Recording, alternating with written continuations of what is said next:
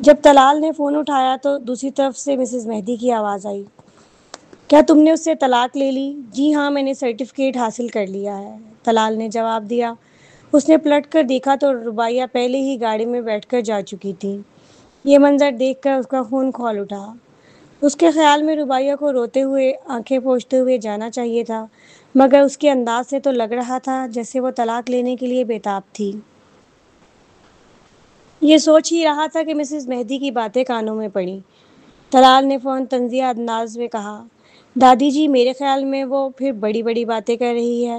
آپ فکر نہ کریں، مجھے اپنے جسم کی حالت اچھی طرح معلوم ہے، مجھ میں کوئی مسئلہ نہیں۔ اور ہاں، میں نے سیسیلیا سے بھی پوچھا ہے، وہ پر اعتماد ہے کہ بچہ میرا ہی ہے، کیونکہ اب اس کا اپنے سابق بوائے فرینڈ سے کوئی تعلق نہیں۔ سیسیلیا سماج کی مشہور خاتون تھی جس کی نجی زندگی ہمیشہ بے ترتیب رہی تھی۔ مسز مہدی کی پریشانی پر شکنیں پڑ گئیں۔ پھر بھی تمہیں محتاط رہنا چاہیے، کیوں نہ ہسپتال جا کر ٹیسٹ کروا لو؟ چاہے تم متبادل طریقہ علاج پر یقین نہ کرو، لیکن جدید میڈیکل سائنس پر تو یقین ہے نا۔ یہ سن کر طلال خاموش ہو گیا، کچھ دیر بعد بولا، ٹھیک ہے، سمجھ گیا۔ فون رکھ کر وہ گاڑی کی طرف بڑھا۔ دروازہ کھولا تو سامنے والی سیٹ پر ایک عورت بیٹھی تھی جس نے بھاری میک اپ کیا ہوا تھا۔ وہ سیسیلیا تھی۔ سیسیلیا نے پوچھا، تو کیا اب ہم شادی کا اندراج کرنے جا رہے ہیں؟ اصل میں طلال نے وعدہ کیا تھا کہ ربیہ سے طلاق کے بعد فوراً سیسیلیا سے شادی رجسٹر کرے گا، کیونکہ اگر شادی سے پہلے اس کا پیٹ ظاہر ہو گیا تو خاندان کی بدنامی ہوگی۔ مگر ابھی مسز مہدی کی باتیں یاد کر کے طلال نے سوچا کہ جلدی کی کوئی ضرورت نہیں۔ اس نے سیسیلیا کو چوما اور کہا، دراصل اتنی کیا جلدی ہے؟ جب بچہ 4 ماہ کا ہو جائے گا تو DNA ٹیسٹ ہو جائے گا، اس کے بعد شادی رجسٹر کریں گے۔ اگر زیادہ جلدی ہے تو پہلے شادی کی تقریب کر لیتے ہیں۔ DNA test? سیسیلیا کی آنکھوں میں گھبراہٹ جھلکنے لگی۔ اس نے کہا، طلال، کیا تم مجھ پر اعتبار نہیں کرتے؟ اگر اعتبار نہیں تو پھر مجھ سے شادی ہی کیوں؟ ایسی صورت میں تو میں اپنے بچے کا اسقاط کروا دوں گی۔ میرا بچہ ابھی پیدا بھی نہیں ہوا اور باپ نے اسے رد کر دیا۔ اس کی قسمت اتنی کڑی کیوں ہے؟ طلال نے اس کی طرف دیکھا اور سختی سے بولا، بس کرو یہ ڈرامہ۔ تمہاری بری شہرت ہے، اسی لیے گھر کے بڑے فکر مند ہیں۔ جب بچہ 4 ماہ کا ہو جائے گا ہم ٹیسٹ کروا کر سب کے دل کو تسلی دیں گے۔ میں تم پر یقین کرتا ہوں، لیکن کیا فائدہ؟ اگر صرف میں ہی یقین کروں، میرے خاندان کو بھی یقین ہونا چاہیے۔ اچھی انسان بنو، مجھے پتا ہے تم پر ظلم ہو رہا ہے، مگر تم بے قصور ہو تو ڈرنے کی کیا ضرورت ہے؟ یہ تو صرف ایک ٹیسٹ ہے۔ سیسیلیا نے ہونٹ کاٹ لیے۔ وہ سمجھ گئی کہ طلال نے فیصلہ کر لیا ہے۔ اس نے سر جھکا لیا، میں یہ سب تمہارے لیے کر رہی ہوں، تمہیں آئندہ مجھے ستانا نہیں ہے۔ ٹھیک ہے، آؤ بیبی، میں تمہیں انگوٹھی لے کر دیتا ہوں۔ دونوں جیسے ہی گاڑی میں بیٹھ کر نکلے، سیسیلیا کی آنکھوں میں بے چینی کی جھلک صاف نظر آئی۔ اگلا دن یہ خبر پورے نیو یارک میں پھیل گئی کہ ہاشوانیوں نے ربیہ کو بانجھ ہونے کی وجہ سے طلاق دی ہے۔ یہ کیا تماشا ہے؟ اس میں تمہیں کیوں گھسیٹا جا رہا ہے؟ زرتاشا نے فون کے سامنے غصے سے کہا۔ اس کے کندھے تک بال تھے اور آنکھوں میں آگ بھری ہوئی تھی۔ لوگ کہہ رہے ہیں تمہاری میڈیکل مہارت ناقص ہے، تمہیں ربیہ نے رشوت دی اور یہ کہہ کر تم نے ہاشوانیوں کو قربانی کا بکرا بنایا۔ پروین نے ایک لمبی جھپکی لی، پھر پانی کا گھونٹ بھرا اور کہا، تم نے مجھے اتنی صبح جگا کر صرف یہ بتانے کے لیے بلایا ہے؟ زرتاشا حیرانی سے بولی، کیا صبح؟ یہ تو 11 بج چکے ہیں۔ پروین کو ہمیشہ دوپہر 1 بجے تک سوتی تھی۔ اس نے لمبی سانس لی اور روٹی کا ایک ٹکڑا توڑ کر کھانے لگی۔ زرتاشا بولتی رہی، سب کہہ رہے ہیں تم ابھی بہت کم عمر ہو، تم نے صرف ڈاکٹر زیب کی سطحی مہارت سیکھی ہے، اصل جونز نہیں، اس لیے تمہارا علاج ناقص ہے۔ یہ لوگ حد سے بڑھ گئے ہیں۔ پروین نے بس ایک کہا۔ زرتاشا کو لگا جیسے وہ خود معاملے میں شریک ہو۔ اصل فریق سے زیادہ پریشان تھی۔ اس نے پوچھا، تو اب تم کیا کرنے والی ہو؟ پروین کی آنکھوں میں ہلکی سی تاریکی ابھری۔ اس نے جواب دیا، فکر نہ کرو۔ وہ سمجھی تھی کہ جلبانی خاندان آہستہ آہستہ قدم اٹھائے گا، لیکن حیرت کی بات یہ تھی کہ انہوں نے اتنی تیزی اور شدت سے حملہ کیا، افواہیں اتنی تیزی سے پھیلیں کہ یہ خبر نیو یارک کے امیر طبقے میں سب سے زیادہ چسکے دار گپ شپ بن گئی۔ آخرکار عمر رسیدہ رئیس خواتین کو دوسروں کے معاملات پر تبصرہ کرنے سے زیادہ کوئی شوق نہیں ہوتا۔ جلبانی خاندان تو ویسے بھی لوگوں کی حسرت کا باعث رہا تھا، کیونکہ تمام جلبانی بہنوں نے جڑواں یا تین تین بچوں کو جنم دیا تھا، مگر ربیہ ایسا نہ کر سکی۔ اب سب ان کا مذاق اڑا رہے تھے۔ جہاں تک پروین کا تعلق تھا، جب یہ سنا گیا کہ وہ دراصل متبادل طب میں اتنی ماہر نہیں ہے تو سب نے سکون کا سانس لیا۔ کیا کیا جائے؟ جب سے اسمتھ خاندان کی اصل بیٹی واپس لوٹی تھی، اس نے سب کو حیرت میں ڈال دیا تھا۔ اب یہ سن کر کہ اس کی مہارت اتنی بھی اعلیٰ نہیں، لوگوں کو لگا جیسے وہ کچھ زمین پر اتر آئی ہو، مگر کسی نے اس کا برا بھلا نہیں کہا، بلکہ حوصلہ رکھیں مس اسمتھ، آپ ابھی جوان ہیں۔ متبادل طب میں ہمیشہ تجربہ کار اور عمر رسیدہ حکیم ہی زیادہ ماہر ہوتے ہیں۔ جی بالکل مس اسمتھ، متبادل طب میں زیادہ توجہ مریض سے گفتگو، علامتوں کا باریک مشاہدہ اور نبض کی مہارت پر ہوتی ہے۔ آپ تو زیادہ تر اکیلی کام کرتی رہی ہیں، اس لیے تجربہ کم ہے۔ پھر ویسے بھی کسی کی نبض دیکھ کر بانجھ پن جیسے مسائل پکڑنا مشکل ہوتا ہے، اس لیے یہ آپ کی غلطی نہیں۔ مس اسمتھ، چاہے آپ نے ڈاکٹر زیب کی اصل مہارت نہیں اپنائی، لیکن اس سے کیا فرق پڑتا ہے؟ آپ جدید طب میں تو کمال رکھتی ہیں، ہم جیسے لوگ تو اسکیلپل پکڑتے ہوئے کانپ جائیں، اور آپ تو دماغ کی سرجری تک کر لیتی ہیں۔ یہ تو واقعی حیرت انگیز ہے۔ مس اسمتھ، آپ اور ثالث کی شادی کب ہو رہی ہے؟ کیا تاریخ طے ہو گئی ہے؟ خواتین کا ایک گروپ پروین کے گرد جمع ہو کر مسلسل باتیں کر رہا تھا۔ پروین کے سر میں درد ہونے لگا اور اس نے تقریب میں آنے پر کچھ پچھتاوا بھی کیا۔ یہ آج ربیہ کی سالگرہ تھی۔ جی ہاں، طلاق کے اگلے دن اس کی سالگرہ آ گئی تھی، مگر طلال کو شاید یہ یاد ہی نہ ہو۔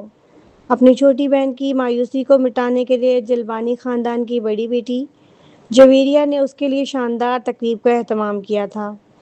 جویریہ میں رافدی فیملی میں شادی کی تھی۔ اس کے 6 بچے تھے، 4 بیٹے اور 2 بیٹیاں۔ خاندان میں اس کی حیثیت کافی بلند تھی۔ چونکہ یہ تقریب جویریہ نے خود رکھی تھی، اس لیے رافدی خاندان کے تعلق کی وجہ سے زیادہ تر مدعو افراد لازماً شریک ہوئے۔ مزید یہ کہ جویریہ چاہتی تھی کہ اس تقریب میں ربیہ کے لیے کوئی نیا ساتھی بھی ڈھونڈا جائے، کیونکہ پرانی محبت کو بھلانے کا بہترین طریقہ نئی زندگی شروع کرنا ہوتا ہے۔ پروین کو بھی دعوت دی گئی تھی، اس لیے وہ بھی آئی تھی۔ وہ ارد گرد موجود خواتین کو بس سرسری انداز میں جواب دے کر ایک طرف ہو گئی۔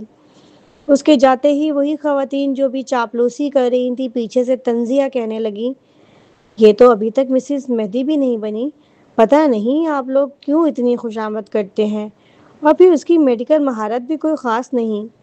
مگر دوسری طرف کھڑی کچھ خواتین نے فوراً جواب دیا، چاہے وہ مسز مہدی نہ ہو، مگر مس اسمتھ تو ہیں، اور آپ لوگ خود کو کیا سمجھتے ہیں جو دوسروں کو نیچا دکھا سکیں؟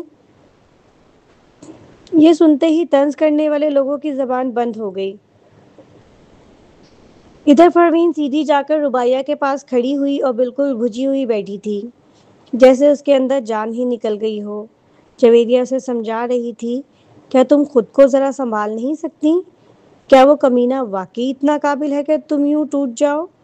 ربیہ نے سر جھکا کر آہ بھری۔ جویریہ یہ اس کے لیے نہیں کر رہی، بس مجھے لگتا ہے کہ اس تقریب میں سچائی کا اعلان کرنا بیکار ہے۔ مان بھی لیا کہ سب کو پتہ چل جائے کہ میں بانجھ نہیں، تو کیا ہوگا؟ کیا لوگ صرف اس لیے شادی کے لیے آئیں گے کہ ہم جلبانی بچے پیدا کر سکتے ہیں؟ کبھی کبھی جب انسان بہت زیادہ زخمی ہوتا ہے تو لڑنے کی بھی ہمت نہیں رہتی۔ جویریہ نے بے بسی سے سر جھٹکا، مگر وہ اس کی باتوں پر چپ سی ہو گئی۔ اسی لمحے دروازے پر اچانک شور ہوا۔ تینوں نے چونک کر دیکھا تو ایک عورت بھاری میک اپ کے اندر داخل ہو رہی تھی۔ وہ سیسیلیا تھی۔ ربیہ کی آنکھیں سکڑ گئیں اور فوراً کھڑی ہو گئی۔ سیسیلیا نے مسکرا کر کہا، ربیہ، آج تمہاری سالگرہ ہے، اس لیے میں تحفہ دینے آئی ہوں، اور ساتھ ہی تم سے معافی بھی مانگنے آئی ہوں۔ طلال کو یہ سب حقیقت سب کے سامنے نہیں پھیلانی چاہیے تھی، اس کے یہ اعمال تمہارے لیے بہت تکلیف دہ ہیں۔ جو ربیہ ابھی چند لمحے پہلے بجھی بجھی بیٹھی تھی، یکدم بھڑک اٹھی۔ پروین، یقیناً ربیہ کو جگانے والی صرف وہ دشمن ہو سکتی تھی جس سے وہ سب سے زیادہ نفرت کرتی تھی۔ پروین نے بھویں اٹھا لیں۔ ربیہ نے مٹھیاں بھیجتے ہوئے غصے سے پوچھا، تم یہاں کیا کرنے آئی ہو؟ سیسیلیا قریب آئی اور آہ بھری، میں تو تمہیں تحفہ دینے آئی ہوں، ظاہر ہے۔ اس نے ہاتھ میں پکڑا ہوا گفٹ باکس آگے بڑھایا۔ یہ ہینڈ بیگ طلال نے میرے لیے خریدا تھا، مجھے لگا تم پر زیادہ جچے گا، اس لیے میں یہ تمہارے لیے لیتی ہوں۔ وہ ہینڈ بیگ جو طلال نے اس کے لیے خریدا تھا، ربیہ کو تو 3 سال شادی میں اس نے ایک تحفہ بھی نہیں دیا تھا۔ ربیہ کا غصہ اور بڑھ گیا اور دل جیسے ٹوٹ کر چکنا چور ہو گیا۔ آخر اس کی 3 سالہ شادی کی حقیقت کیا تھی؟ اس نے سینہ تھام کر ایک قدم پیچھے ہٹا لیا۔ جویریہ فوراً اس کے آگے آ کھڑی ہوئی اور سرد لہجے میں بولی، معاف کرنا، تم یہاں خوش آمدید نہیں ہو۔ سیسیلیا نے مصنوعی آہ بھری، جویریہ کبھی ہم قریبی دوست ہوا کرتے تھے، اس دائرے میں لوگ کتنے ہیں، چاہے ان کی طلاق ہو گئی ہے، کیا جلبانی واقعی ہاشوانیوں سے دشمنی لینا چاہتے ہیں؟ مجھے یقین ہے آج یہاں موجود مہمان بھی یہ تماشا نہیں دیکھنا چاہیں گے، دونوں خاندان آپس میں بگڑ جائیں۔ یہ سن کر ارد گرد موجود لوگ فوراً الجھن میں پڑ گئے۔ وہ تو اسکاٹ خاندان کے لحاظ سے تقریب میں آئے تھے، لیکن اگر بات ہاشوانیوں تک جا پہنچی تو وہ بالکل نہیں چاہیں گے کہ دونوں خاندانوں میں کھنچاؤ پیدا ہو۔ سیسیلیا کی بات نے حاضرین کو گویا مجبور کر دیا وہ کسی ایک کا ساتھ دیں، یعنی یا تو وہ ہاشوانیوں کے دشمن بنیں یا پھر جلبانیوں سے دور ہو جائیں۔ صاف کہوں تو خود ہاشوانی کوئی ڈرامہ نہیں تھے، اصل خطرہ تو مہدی تھے۔ سب کی نظریں ایک بار پروین پر پھر سیسیلیا پر گئیں۔ پروین مستقبل کی مسز مہدی تھی، لیکن سیسیلیا ہاشوانی خاندان کی تھی اور ہاشوانی بزرگ مسز مہدی کا اپنا خاندان تھا۔ کیا دادی یوں ہی بیٹھی رہیں گی اور دیکھیں گی کہ ہاشوانیوں کو ذلیل کیا جائے؟ محفل میں موجود سب ہی اندرونی کشمکش میں مبتلا ہو گئے۔ کاش یہ پہلے جان لیتے تو کسی بہانے سے تقریب میں آتے ہی نہیں۔ جویریہ سمجھ گئی کہ لوگ کیا سوچ رہے ہیں۔ وہ تو صرف اس کی خاطر آئے تھے تاکہ طلاق کا اثر کم لگے۔ ان کے ارادے نیک تھے تو وہ کیسے چاہتی کہ یہ سب ناراض ہو کر واپس جائیں؟ اس لیے اس نے پر اعتماد لہجے میں کہا، تم بات کو بڑھا رہی ہو، طلاق کی وجہ سے کیا جلبانی اور ہاشوانی دشمن بن جائیں گے؟ ہم اب بھی دوست ہیں، بلکہ میں تو ہاشوانیوں کو ربیہ کی سالگرہ میں باضابطہ دعوت بھیجی تھی۔ سیسیلیا فوراً موقع سے فائدہ اٹھا کر بولی، بالکل، جب ہم دوست ہیں تو کیا تم اپنی دوست کو خوش آمدید نہیں کہو گی؟ جویریہ وہ جھنجھلا کر بس اتنا ہی کہہ سکی، میں تو تمہاری صحت کے لیے فکر مند تھی، آخر تم حاملہ ہو نا۔ اس نے سیسیلیا کے پیٹ کی طرف دیکھا۔ سیسیلیا کا پیٹ ہلکا سا ابھرا ہوا تھا۔ جویریہ نے فوراً کہا، میں نے سنا ہے تمہیں 1 مہینہ ہوا ہے، لیکن تمہارا پیٹ تو ایسے لگ رہا ہے جیسے 3 مہینے کا ہو۔ یہ سنتے ہی سیسیلیا کی آنکھوں میں خوف اتر آیا۔ اس نے گھبرا کر جویریہ کو گھورا، مگر جویریہ کے چہرے پر خلوص جھلک رہا تھا، جیسے وہ کچھ اور مطلب نہیں رکھتی۔ سیسیلیا نے سکون کا سانس لیا، شاید وہ زیادہ سوچ رہی تھی۔ اس وقت دروازے پر ہلچل ہوئی، سب نے دیکھا کہ طلال اندر داخل ہو رہا ہے۔ اس کے ہاتھوں میں گلابوں کا گلدستہ بھی تھا۔ اسے دیکھ کر محفل میں چہمگوئیاں شروع ہو گئیں۔ صاف بات یہ ہے کہ 2 بڑے خاندانوں کی طلاق میں مکمل علیحدگی ناممکن تھی۔ شادی کے وقت کاروبار اتنے جڑ جاتے ہیں کہ علیحدگی دونوں کے مفاد میں نقصان دہ ہوتی ہے، لیکن اکثر لوگ علیحدگی کے بجائے خفیہ تعلقات رکھتے ہیں۔ مفاد کے پیش نظر خود جویریہ بھی نہیں چاہتی تھی کہ ہاشوانیوں سے بگاڑ ہو۔ سالگرہ کی تقریب کا مقصد یہی تھا کہ طلال کو پردے کے پیچھے سیسیلیا کی بے وفائی کے ثبوت دیے جائیں۔ یوں سیسیلیا اور طلال کی شادی سے پہلے ہی سچائی سامنے آ جاتی۔ اس سے ہاشوانیوں پر احسان بھی ہوتا، ساتھ یہ بھی واضح ہو جاتا کہ ربیہ کی طلاق بانجھ پن کی وجہ سے نہیں ہوئی۔ جویریہ جانتی تھی یہ طریقہ سب کو ناخوش کر سکتا ہے، مگر وہ بے بس تھی، یہی بڑے لوگوں کی دنیا تھی۔ اب جب اس نے دیکھا کہ طلال واقعی گلدستہ لے کر آیا ہے تو وہ سکون سے بھر گئی۔ اس نے قریب گئی اور کہا، تم آ گئے۔ طلال کا نام باہر والوں میں ہمیشہ اچھا رہا تھا، یہی وجہ تھی کہ مسز ہاشوانی کو یقین تھا کہ طلاق کے باوجود ان کی عزت پر حرف نہیں آئے گا۔ طلال نے ربیہ کی طرف دیکھتے ہوئے گلدستہ آگے بڑھایا اور بولا، آخری وقت کا پیار بھی 100 دن کی دوستی کے برابر ہوتا ہے، چاہے اب ہم میاں بیوی نہیں رہے مگر دوست تو ہیں۔ اگر کبھی تمہیں میری مدد کی ضرورت ہو تو مجھ سے کہنا۔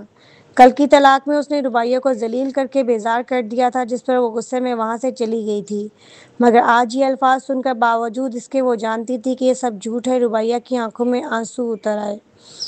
اس نے ضبط کیا، سر جھکایا، پھول لے لیے اور دھیرے سے کہا معاف کرنا، مجھے کپڑے بدلنے جانا ہے۔ یہ کہہ کر وہ اوپر چلی گئی۔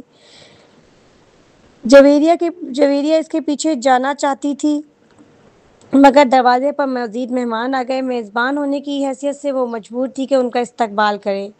پروین بھی اکتائی ہوئی ربیہ کے پیچھے جانا چاہتی تھی کہ طلال نے اسے روک دیا۔ مس اسمتھ، اس کی مسکراہٹ میں گھٹیا پن جھلک رہا تھا۔ پروین نے بھویں چڑھا دیں۔ ادھر ربیہ تیسری منزل کی سیڑھیوں تک پہنچ گئی اور جیسے ہی وہ مڑنے لگی، پیچھے سے آواز آئی، ربیہ! وہ چونک کر پلٹی تو دیکھا سیسیلیا جانے کب اس کے پیچھے آ گئی تھی اور ایک سیڑھی نیچے کھڑی تھی۔ سیسیلیا قریب آ کر اس کا ہاتھ پکڑتے ہوئے بولی، مجھے تم سے ایک بات کرنی ہے۔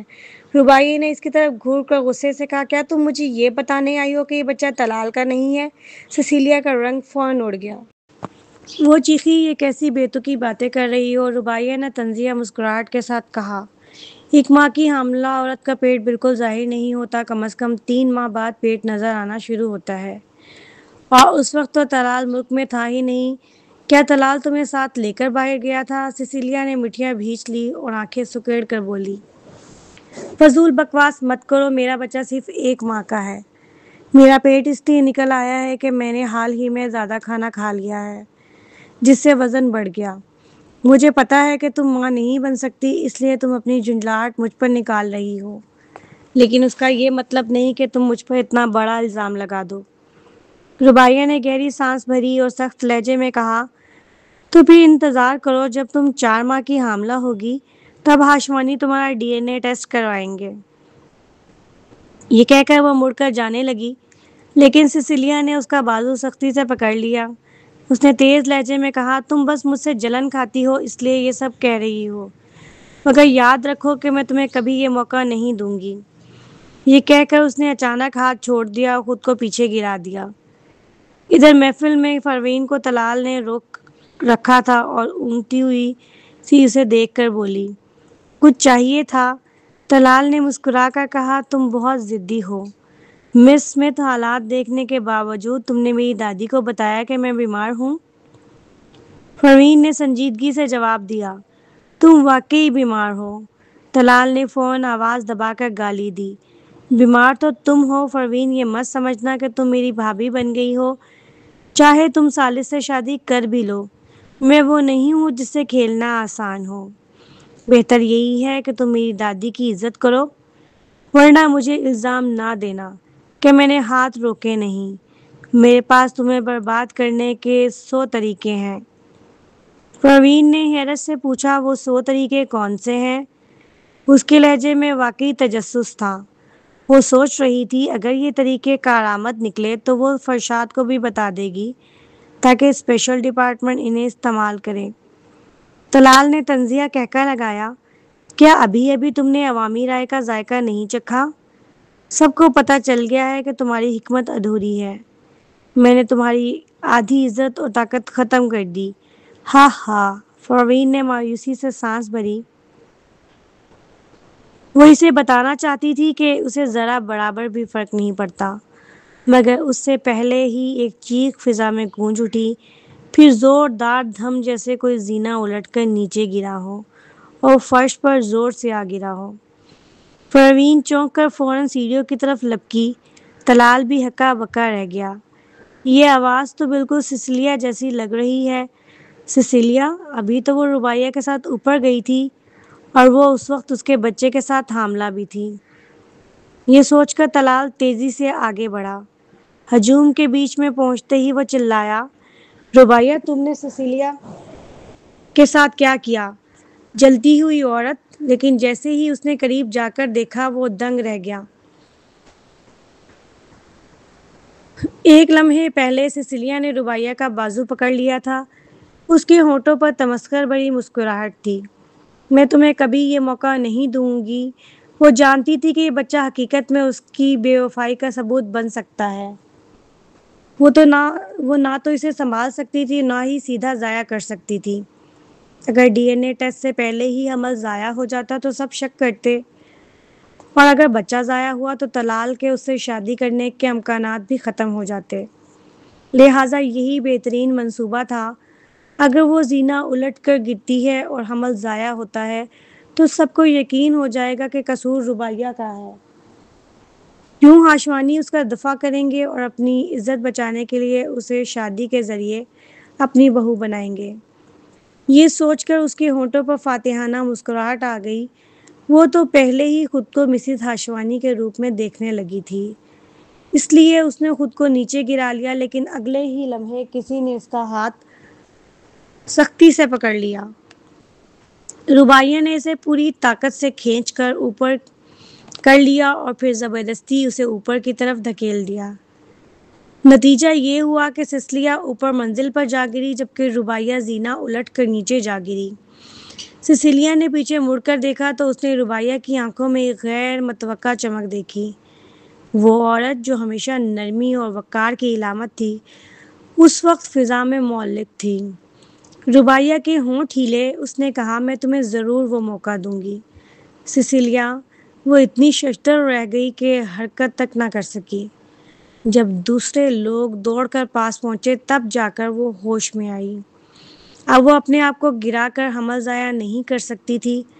اگر دوبارہ گرتی تو بہت واضح ہو جاتا کہ یہ سب ڈرامہ ہے، اور اب یہ الزام نہیں لگتا کہ رباعیہ نے اسے دھکا دیا تھا۔ کچھ لمحوں کے لیے سسلیہ نہ آگے بڑھ سکتی تھی نہ پیچھے ہٹ سکتی تھی۔ سیڑھیوں کے پاس پروین رباعیہ کو ابتدائی طبی امداد دے رہی تھی۔ زینہ الٹ کر گرنے کے بعد اس کے جسم سے خون بہنے لگا تھا اور وہ بہت کمزور ہو گئی تھی۔ معائنے سے پتہ چلا کہ اس کی ہڈیاں ٹوٹ گئی ہیں اور ہلکا سا دماغی جھٹکا بھی لگا ہے، مگر جان کو کوئی خطرہ نہیں تھا۔ یہ دیکھ کر پروین نے سکون کا سانس لیا۔ وہ ابھی یہ کچھ کہنے ہی والی تھی کہ جویریہ دوڑتی ہوئی آئی اور چیخی، رباعیہ یہ کیا ہوا ہے؟ رباعیہ شدید تکلیف میں تھی، بازو اور ٹانگیں دونوں زخمی تھیں، مگر پھر بھی اس نے آنکھیں گاڑ کر سسلیہ کی طرف دیکھا اور کہا، سسلیہ مجھے بدنام کرنے آئی تھی تاکہ سب سمجھے کہ میں نے اسے دھکا دیا ہے۔ میں اسے بچانے کی کوشش میں خود گر گئی۔ وہاں موجود سب لوگ امیر طبقے کے تھے۔ وہ ایسے چھوٹے ڈرامے اچھی طرح سمجھتے تھے۔ جویریہ نے یہ سنا تو اس کی آنکھیں غصے سے سرخ ہو گئیں۔ اس نے چیختے ہوئے کہا، تم اتنی بیوقوف کیوں بنی ہو؟ چاہے وہ تم پر الزام لگا بھی دیتی، ہمارے پاس اس کی بے وفائی کے ثبوت پہلے ہی موجود ہیں۔ جویریہ کو کافی عرصے پہلے سسلیہ کے عاشق یعنی بچے کے اصل باپ کا پتہ چل چکا تھا۔ وہ یہ سب آج ہی طلال کو ثبوتوں کے ساتھ دینا چاہتی تھی، مگر رباعیہ نے درد کے باوجود کمزور سی مسکراہٹ سے کہا، جویریہ تم نہیں جانتی ہاشوانی کیسے لوگ ہیں۔ اگر بچہ باقی نہ رہا تو کوئی براہ راست ثبوت نہیں بچے گا۔ اپنی عزت بچانے کے لیے وہ سچ کو کبھی مانیں گے ہی نہیں۔ اگر بچہ ضائع ہو گیا تو سسلیہ اور اس کا عاشق انکار کر سکتے ہیں۔ آخرکار سسلیہ کی نجی زندگی پہلے ہی کافی بدنام تھی۔ ایسے میں ہاشوانی کبھی بھی یہ ماننے کو تیار نہ ہوتے کہ یہ بچہ ناجائز ہے۔ لہٰذا یہ بچہ ہی اصل ثبوت تھا اور اسے ہر حال میں زندہ رکھنا ضروری تھا۔ رباعیہ کا چہرہ درد سے بالکل سفید ہو گیا تھا۔ وہ ایمبولینس ابھی پہنچی نہیں تھی۔ وہ وہیں پڑی رہی اور آہستگی سے بولی، میں نے ابھی فیصلہ کر لیا ہے، عورتوں کو اپنے لیے خود کھڑا ہونا پڑتا ہے، ورنہ ہمیشہ روندی جائیں گی۔ جویریہ میں اب مضبوط ہو گئی ہوں، دیکھو مجھے کتنی تکلیف ہے، مگر میں نے ایک آنسو تک نہیں بہایا۔ یہ دیکھ کر جویریہ کی آنکھیں نم ہو گئیں اور اس نے سر ہلایا، پہلے اسپتال چلو، باقی سب میں دیکھ لوں گی۔ رباعیہ نے فوراً اس کا ہاتھ پکڑ لیا، نہیں، میں اسپتال نہیں جاؤں گی۔ میں یہ سب اپنی آنکھوں سے دیکھنا چاہتی ہوں کہ یہ لوگ کیسے تماشا بنتے ہیں۔ جویریہ کچھ دیر خاموش رہی۔ پروین نے کہا، فی الحال یہ خطرے سے باہر ہے۔ یہ سن کر جویریہ مان گئی۔ آس پاس موجود سب نے یہ گفتگو سن لی۔ طلال نے بھی سسلیہ کی طرف شک کی نگاہوں سے دیکھا۔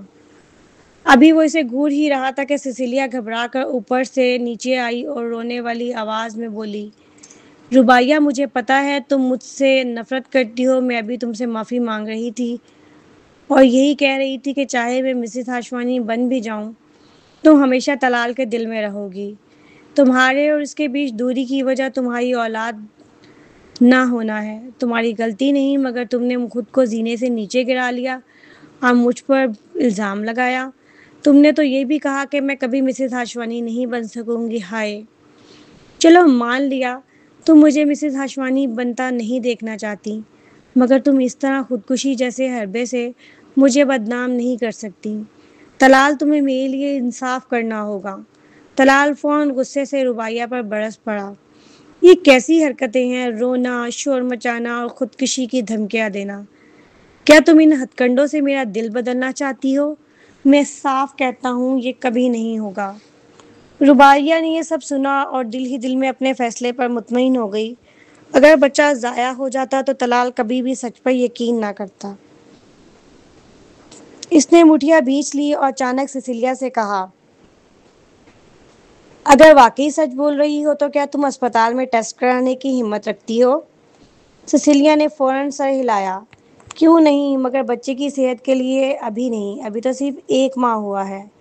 4 ماہ بعد DNA ٹیسٹ ممکن ہے۔ میں اور طلال پہلے ہی بات کر چکے ہیں۔ میرا ضمیر صاف ہے، میں کسی ٹیسٹ سے نہیں ڈرتی۔ بس وقت آنے دو، 2 ماہ بعد میں خود ہی ٹیسٹ کرواؤں گی۔ اصل میں وہ وقت حاصل کر رہی تھی۔ اس نے سوچ رکھا تھا کہ آخر میں بچہ ضائع کر کے بچ نکلے گی، مگر جیسے ہی وہ اپنے دل میں فتح مندی سے ہنس رہی تھی، پروین اکتا کر کھڑی ہوئی۔ اس نے ہاتھ کا اشارہ کیا اور ثالث کے دیے گئے 2 باڈی گارڈ فوراً آگے بڑھے۔ پروین نے سیدھا حکم دیا، اسے اسپتال لے جاؤ اور فوراً ٹیسٹ کرواؤ۔ اس کے سارے نتائج کی ذمہ داری میں لیتی ہوں۔ 2 باڈی گارڈ فوراً سیسیلیا کی طرف بڑھ گئے۔ سیسیلیا خوف سے چیخی اور طلال کا ہاتھ مضبوطی سے پکڑ لیا اور بولی، طلال، بچہ ابھی بہت چھوٹا ہے۔ اگر ابھی ٹیسٹ ہوا تو یہ مر جائے گا۔ میں نے پہلے ہی پتہ کیا ہے، یہ ٹیسٹ صرف 4 ماہ کے بعد ہی ممکن ہے۔ طلال غصے سے پھٹ پڑا اور براہ راست پروین کو گھورنے لگا۔ یہ کیا کر رہی ہو؟ کیا تمہیں انسانوں کی جان کی ذرا بھی پرواہ نہیں؟ پروین نے اپنی نظریں جھکا لیں اور ٹھنڈے لہجے میں کہا، 4 ماہ وقت گنو تو بچہ ویسے بھی اسی کے قریب ہے۔ جب سیسیلیا نے طلال کو اپنے حمل کی خبر دی تھی تب وہ پہلے ہی 3 ماہ سے زیادہ حاملہ تھی۔ اب تو چند دن اور گزر چکے تھے، یعنی وقت پورا ہو چکا تھا۔ پروین کے ذہن میں صرف یہ تھا کہ ٹیسٹ ماہر للی کرے گی۔ اس کی تکنیک بہترین تھی اور اس عمل میں بچے کو کوئی نقصان نہیں پہنچے گا، چاہے بچہ طلال کا نہ بھی ہو۔ مگر بچوں کے معاملے میں پروین نے کبھی یہ نہیں سوچا کہ کسی کی جان لی جائے، خواہ ماں خود ہی اپنے بچے کو نہیں چاہتی۔ سیسیلیا کی آنکھوں کی پتلیاں سکڑ گئیں، مگر پھر بھی اس نے سختی سے انکار کیا۔ یہ کیا کہہ رہی ہو تم تو یقیناً ربیہ کی دوست ہو، ہے نا؟ تم اسی لیے یہ سب کر رہی ہو۔ کیا تمہیں پتہ بھی ہے کہ ہاشوانی خاندان کون ہے؟ کیا تمہیں علم ہے کہ ہاشوانی اور مہدی خاندان کا آپس میں کتنا گہرا رشتہ ہے؟ یہ سنتے ہی طلال بولا، یہ پروین ہے، پروین اسمتھ۔ سیسیلیا کی آنکھیں لرز گئیں اور اس کا چہرہ خوف سے بدل گیا۔ مگر اگر وہ اس کے ساتھ گئی تو سب کچھ ختم ہو جائے گا، اس لیے اس نے اداکاری جاری رکھی۔ اب سمجھ آئی، تم نے طلال کی بیماری کی غلط تشخیص کی، اب بدلہ لینا چاہتی ہو۔ طلال، کیا تم واقعی اپنا بچے کو کھونا چاہتے ہو؟ ڈاکٹر پہلے ہی کہہ چکا ہے کہ ہمارا بیٹا ہے۔ طلال کی بے چینی مزید بڑھ گئی۔ جیسے وہ 20 سال کا تھا تو اس سے ایک عورت حاملہ ہو گئی تھی، مگر چونکہ اس عورت کی حیثیت کمتر تھی، اسی لیے مسز ہاشوانی نے اس کا اسقاط کروا دیا۔ اس کے بعد جتنی بھی عورتوں کے ساتھ وہ گھوما پھرا، کسی کے ہاں بچہ نہ ٹھہرا۔ شادی کے بعد بھی ربیہ اس کے لیے ماں نہ بن سکی۔ دل ہی دل میں وہ بہت پریشان تھا۔ اب سیسیلیا بڑی مشکل سے حاملہ ہوئی تھی اور اوپر سے بچہ بیٹا بھی تھا۔ وہ غصے میں ایک باڈی گارڈ پر ٹوٹ پڑا، اسے ہاتھ نہ لگائیے، یہ جو بھی اسے چھیڑے گا مجھ سے پالا پڑے گا۔ مگر مہدی کے لوگ تھے، وہ کیسے سنتے۔ ایک نے طلال کو دبوچ لیا، دوسرے نے سیسیلیا کا بازو پکڑ کر اسے گھسیٹا۔ پروین نے پلٹ کر دیکھنے کی زحمت بھی نہ کی۔ اس نے ایمبولینس والوں کو کہا کہ ربیہ کو فوراً اسپتال لے جائیں۔ سب ایک ساتھ نکلے اور سیدھا اسپتال روانہ ہوئے۔ پیچھے طلال چیخ رہا تھا، پروین اسمتھ، ربیہ جلبانی، یہ سیدھا اغوا ہے، میں تمہیں کبھی معاف نہیں کروں گا۔ مگر باڈی گارڈ کی گرفت سے وہ نکل ہی نہ پایا۔ یہاں تک کہ پروین اور باقی لوگ ایمبولینس میں بیٹھ کر نکل گئے تو باڈی گارڈ نے اسے چھوڑ دیا۔ طلال نے فوراً فون نکالا اور مسز ہاشوانی کو اطلاع دی، پھر گاڑی لے کر اسپتال پہنچا۔ اس دوران سسیلیا کو زبردستی آپریشن تھیٹر میں داخل کر دیا گیا، جہاں ایمبولینس ٹیسٹ ہونا تھا۔ پروین نے ربیہ کے زخموں کا علاج کرکے اس کی VIP وارڈ میں بھیج دیا۔ طلال اندر گھسا اور چیخنے لگا، ربیہ بس کرو، تم بچے پیدا نہ کر سکیں تو کیا اب میں نسل بھی ختم کرنا چاہتی ہو؟ اگر میرے بیٹے کو کچھ ہوا تو میں تمہیں مار ڈالوں گا۔ مگر ربیہ اپنی پانی کی سطح کی طرح پرسکون تھی۔ طلاق کا غم کہیں کھو چکا تھا، شاید تب جب طلال نے اس سے بے وفائی کی تھی، یا تب جب اس کی اصلیت کھلتی گئی۔ اب اس کے دل میں طلال کے لیے کچھ باقی نہ رہا تھا۔ جویریہ نے کہا، ٹیسٹ کے نتائج زیادہ دیر نہیں لیتے، کچھ ہی دیر میں سب سامنے آ جائے گا۔ طلال ہنسا، یہ سب تم لوگوں نے سسیلیا کو اٹھا کر کیا ہے، کون یقین کرے کہ اس کا DNA ہے؟ جویریہ نے دو ٹوک جواب دیا، تو خود سسیلیا کا سیمپل لے لو اور الگ سے ٹیسٹ کروا لو۔ طلال کا ماتھا شکن آلود ہو گیا۔ جویریہ جلبانی، پروین سمتھ، تم دونوں جانتی ہو کہ تم کیا کر رہی ہو؟ میری عورت کے ساتھ ایسا کرنے کی تمہیں ہمت کس نے دی؟ اچانک دروازے سے ایک گہری آواز آئی۔ سب رک گئے۔ طلال نے پیچھے مڑ کر دیکھا تو وہاں بلند قامت دبنگ ثالث کھڑا تھا۔ طلال کے سارے شعلے ایک لمحے میں ٹھنڈے پڑ گئے۔ پروین نے ذرا سا بھویں اٹھائیں اور پوچھا، اب آپ یہاں؟ ثالث نے نظریں نیچی نگاہیں کیے کہا، اسپتال کا معائنہ کرنے آیا تھا، ساتھ ہی کوئنٹن کو دیکھنے، سنا تم بھی یہاں ہو تو ملنے چلا آیا۔ پروین نے سر ہلایا۔ طلال بھاگ کر ثالث کے پاس گیا۔ ثالث، تمہیں میرا ساتھ دینا ہوگا۔ یہ پروین کھلم کھلا زیادتی کر رہی ہے، اگر اسے ربیہ پسند ہے تو سیدھا کہہ دیتی، مگر یہ میرے بچے کو مار ڈالنا چاہتی ہے، یہ نہیں ہو سکتا۔ ثالث ہنس پڑا، تمہارا بچہ؟ کیا تم واقعی بچے پیدا کر سکتے ہو؟ طلال کا دم گھٹ گیا، مگر پھر بھی ضدی انداز میں بولا، کیوں نہیں، یہ بچہ میرا ہی ہے۔ ثالث نے ٹھنڈے لہجے میں کہا، اچھا تو پھر چند گھنٹے انتظار کر لیتے ہیں۔ مسز ہاشوانی بھی پہنچ چکی تھیں۔ وہ بولی، ثالث، چونکہ تم بیچ میں آئے ہو، میں پروین اور اس جلبانی لڑکی کی گستاخی کو نظر انداز کرنے کو تیار ہوں، مگر اگر یہ بچہ واقعی طلال کا ہوا یا ٹیسٹ کے باعث کوئی نقصان ہو گیا تو ہمیں نقصان کا ہرجانہ ملے گا۔ جویریہ نے فوراً پوچھا، کیا ہرجانہ چاہیے؟ مسز ہاشوانی نے مسکرا کر کہا، سنا ہے تمہارے خاندان کے پاس جڑواں یا 3 بچوں کے ہونے کی خفیہ دوا ہے۔ اگر یہ بچہ طلال کا ہوا تو ہمیں وہ دوا مفت ملنی چاہیے۔ پروین نے چونک کر جویریہ کو دیکھا، دل میں ایک عجیب سی خلش اٹھی۔ اس لمحے للی آپریشن تھیٹر سے باہر آئی۔